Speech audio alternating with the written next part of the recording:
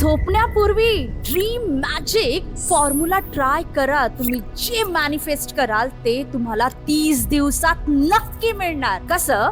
एक नोटबुक घ्या, त्यामध्ये तुम्हाला 5 गोष्टी लिहा जे तुम्हाला मॅनिफेस्ट करायचं आहे. त्यानंतर त्याला प्रेझेंट टेन्स मध्ये लिहा आणि असं फील करा की ऑलरेडी तुम्ही अचीव केलेलं आहे आणि त्यासाठी दररोज युनिवर्सला ग्रॅटिट्यूड प्रे करा.